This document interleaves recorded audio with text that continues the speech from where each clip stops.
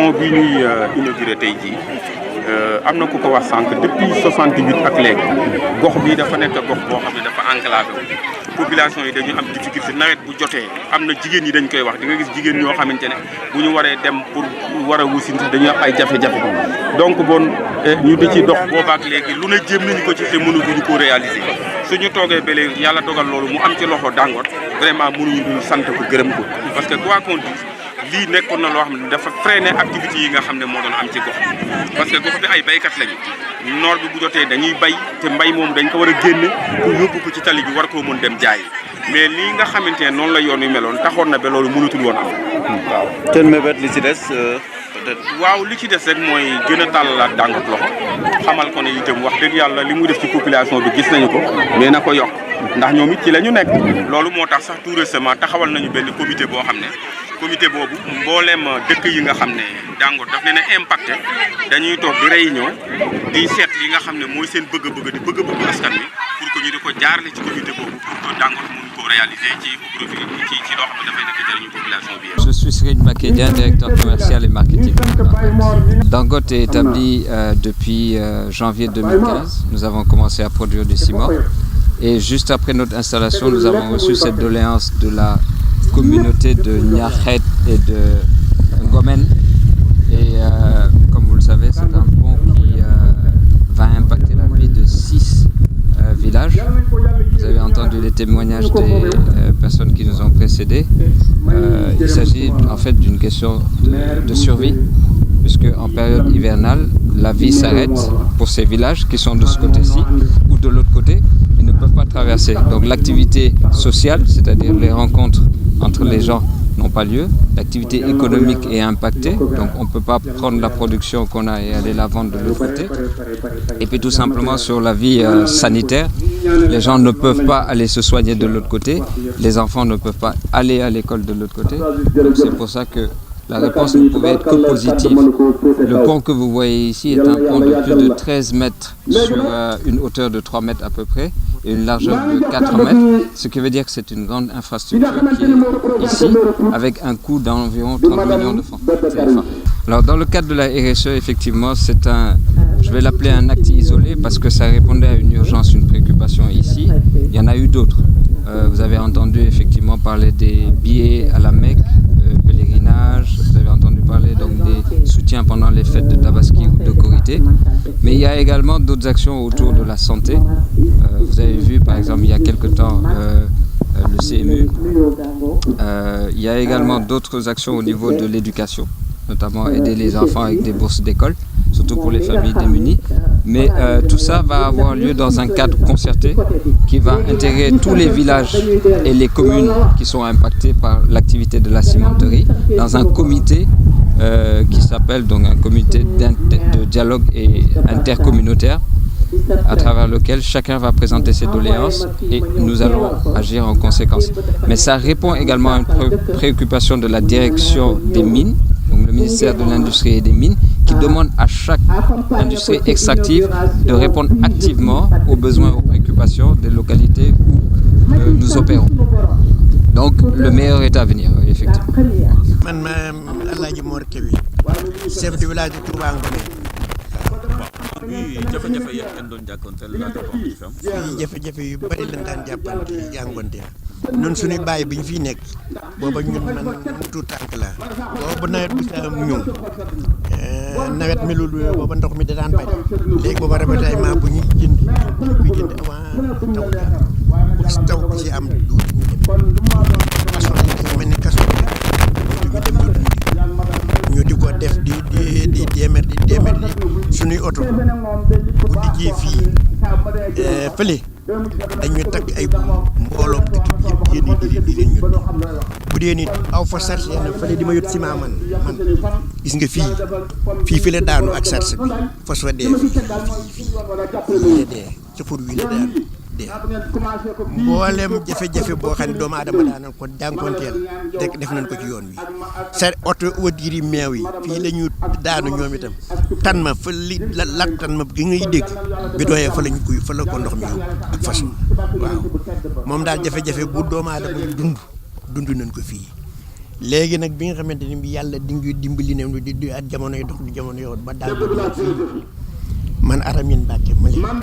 moo ñëw ba sama kër seet si ma ndax noonu man maa gën a sës ci miin bi nekk ak sama kër sama village 100 mètres la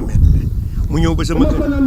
ni ma day dañ laa nuyu gane dañ laa nuyu si seet di leen visite si pour ñu jéem a dëkk ak yéen ndax dañ fee samp usine te dañoo bëgg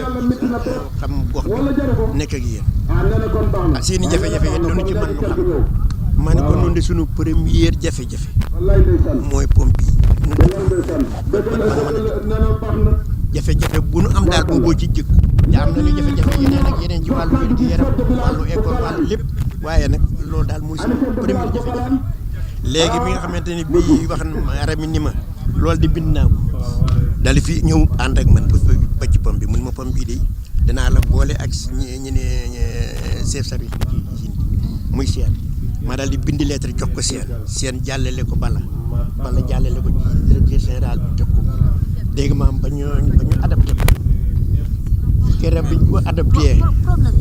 léegi fi mu toll nii weesu waaw. lépp ñaar fanweeri at juróom fukki at man 42 laa judd te dama fee fekk jafe-jafe yi ba bii moo ko bëgg a faj. jàkkaarloo waaw 42 laa judd. mais fi mu toll nii mel na ni fi mu toll nii saafara. boobu saafara kay beneen la ñuy wax waaye boobu moom faju na. léegi kay bi problème bi ci ëpp sunu ci nun doole. mooy CM bi yi nu bëgg fii CM bi nag train bi am nañu ko CM bi train bi am nañu ko danoo seet nag dëkk bi nga xam ne moo gën a nekk ci milieu bi foofu la ñu ñaan train ba train bi am nañu ko muy chef de village bii foofu la village boobu la train bi nekk loolu pour ñu defare ko ndax sunu jur yi jàng ba war a jàll bu ñu demee dàng kër yu nu leen teg amatul ko ba tax nañ ku ne yu bari sawatuñoo jàng kilifa yu bari sawatuñoo jàngaloo seen doom ndax boo jàngaloo sa doom ba mu war a jàll doo am foo ko teg te it fa nga koy teg jafe-jafe rek la fay am loolu daal problème la ci noonu bu réer ndax xam naa ne sax dàngoot yoon wi dañ ko koy ñaan mu gën koo prolongé ba dëkk yi la nu wër muy Fulum loolu la nu bëgg ndax Fulum ak nun noo bokk jàngoro. te ñaata village ñoo partagé pont bi fi mu toll nii fenn pont bi ñaata dëkk la. juróom-ñaari dëkk Fulum Ndey Ngomeen seen séréer seen olof Galaan juróom-ñaari dëkk yi ñoo ko boosé pont bi ñaxib ñaxib la du ma ko ñaxib.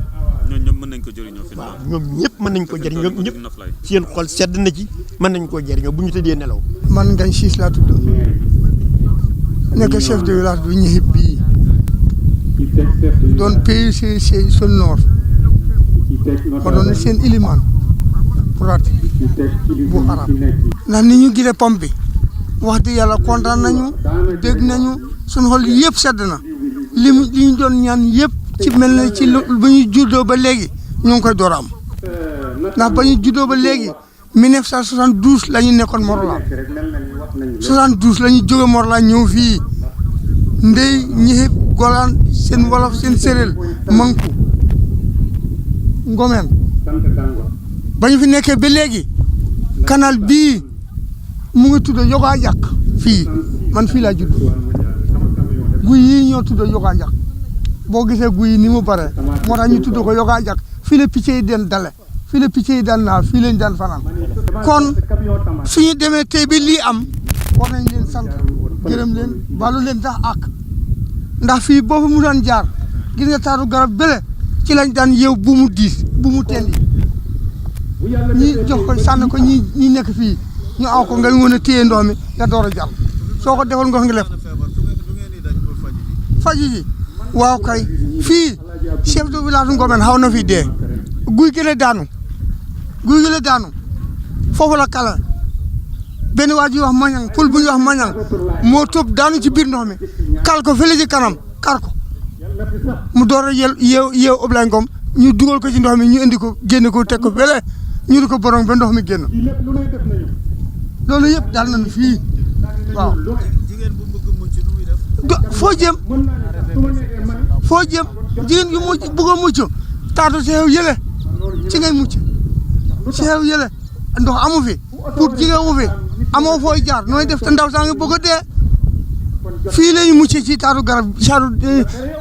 seew yële boobu garab benn amul garab bi amul fii kon loolu bu ñu ko amee tey kontaan nañu bëgg nañu sant nañu gërëm nañu Dangote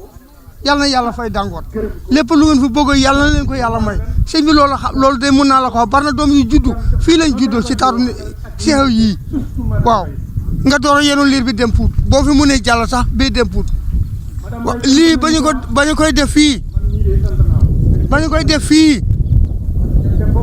saay mii moo nu dimbali saay mii borom tool bii benn at mu jël katar bala bi maa ba fii maa ba fële suul ko ndegeen nii oto doon fi mën a jaar sari yi doon fi mën a jaar nga door mën a dem Pout waaye du fii ngay jaar waaw saay mii moo ko def fii. maa ngi tudd Ñaay Njeen na ñeexit kontaan ci lool ndax amoon nañ ci jafe-jafe bu metti façon bu nekk dal nañu fii ci pom bi sunu fas daanu na fii dee ci oto yi dañ fii daanu oto yi dañ fi daan daanu bu musaana taw duñu jàll fi mu nekk kontaan na dañu am ci lii.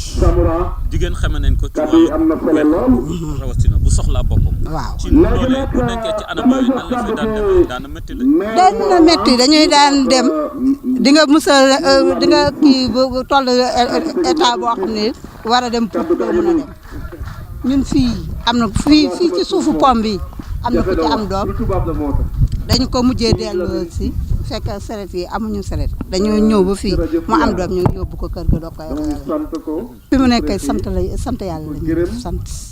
léegi ñoo ngi bëgg waa Dangote li ñu def kontaan nañ ci waaye mu yokkal ñu may ñu dispensaire bu ñoo xam ne bu ñu bëggee jot suñu bopp entre fekk Pout am nañ fi doom ba tàyyi di dellu ñibbi waaw rafet nañu liggéey bi bu baax a baax kontaan nañ ci yokk la ñuy wax yokk waaye kay kontaan nañu fi mu nekk lu ñuy mujjee fi mu nekk xam nga entre fii ak Pout 7 kilomètres la keroog dem naa 4 heures de matin laa jóge fii yóbbu sama doom Pout ñu ni matuwul ma indi ko kër ga fii la amee doom mujjiwu la dellu yóbbaatuma ko fii laa ko révélé nan la ñuy def bu ñu amulee oto duñu def bu ñu amulee oto duñu dem